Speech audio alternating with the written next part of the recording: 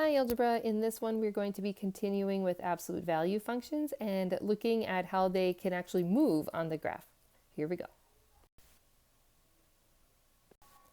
Here we have some guesses of the average temperature of Toronto in degrees Celsius in February 2017. So really cold like we're experiencing, and the actual average temperature of Toronto in February is 0 degrees Celsius. So this is our actual.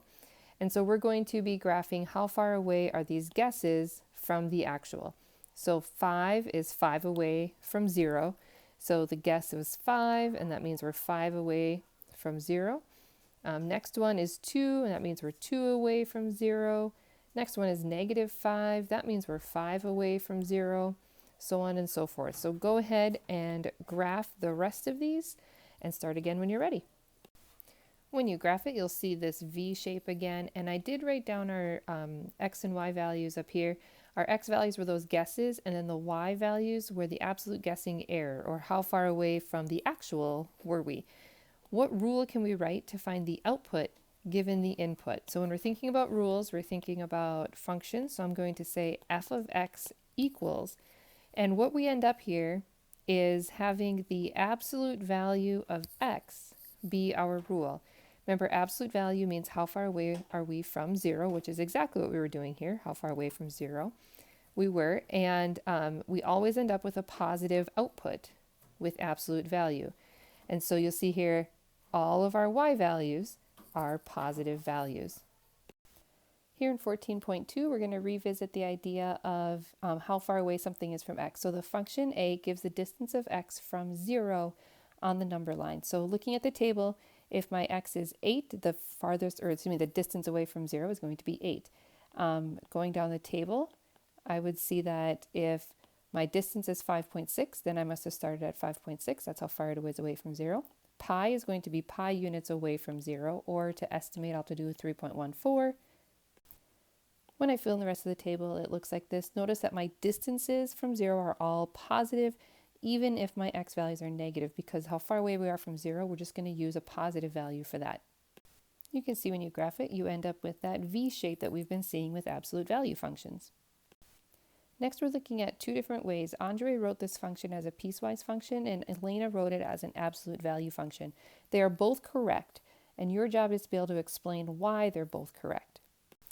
Looking at Andre's function first, I color-coded, so the first part of his piecewise function is just a line y equals x when your x values are greater than or equal to 0. So here's my x values that are greater than or equal to 0, and this is the line y equals x.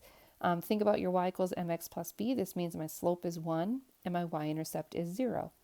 The green part is the line y equals negative x. So here's that line, slope of -1, y-intercept of 0. And that's when all the x values are less than 0. When you put both of those lines together, you get that V shape that is the line for the absolute value function, which is Elena's. So both of these are showing the exact same thing, just in different ways. Use the link to the Desmos activity. It's going to end up looking like this to help you out here. And what we want you to do is play around, experiment with different values for A and for B. That's how you move these sliders. That'll change the values of A in this function and the value of B in this function. And your goal is to figure out, how does changing A change the graph, and how does changing B change the graph? Remember that you can turn on the graphs by clicking the little dots next to the functions, or you can turn them off to clean up your work a little bit. I can see with my first function that if I change A, it's moving the graph left and right. And in particular, if A is less than 0, a negative number, like right now it's -2.4, it moved it to the right. And if A is a positive number, that means we'd be adding, it moves it to the left, which is a little bit backwards than what we think. We usually think that if we add, it's going to move it to the right. But when we're adding, like right now we would be, it moves it to the left. Now I turned on function B, and I can see that when I change the value of B, it moves the graph up and down. And if B is less than 0, a negative number, it moves it down. If B is greater than 0, a positive number, it moves it up. And that's a little more intuitive. That kind of goes the way we think it should. We used Desmos instead of doing this part of the activity, but these 5 graphs in your book are going to be a really good example for you for what happens when we move graphs up or down or left or right. So here you can see that when you're subtracting, when that a value was negative, that's moving it to the right. When we're adding, that moves it to the left. And again, that's backwards from what we think it should be. When you're subtracting on the end of the function, it moves it down. And when you're adding on the end of the function, it moves it up. In the next activity, we are going to be moving graphs around some more. And here you're matching each graph to its equation. Notice that graph E doesn't have a graph on it, so you'll have to sketch one when you see which equation is left. Let's do A together. This absolute value function looks like it was moved down 6, and that's going to be equation 3. So I'm just going to say number 3 right here. And that's because that minus 6 on the end of the function moves it down 6 units. Graph B goes with equation number 1. This is where you have a subtraction happening to the x within your absolute value. So it's just subtracting 3 from x, and that moves it to the right. And again, that's the one that's a little backwards from what we think it should be. Graph C is going to go with equation number 5, and this one has a few things happening. We moved to the left 3 units, and we moved down 6 units. This minus 6 on the end of equation number 5 is what moves it down. This plus 3 that we're adding just to the x value, that's moving it to the left 3 units. And again, that plus 3 feels a little backwards than what it should be.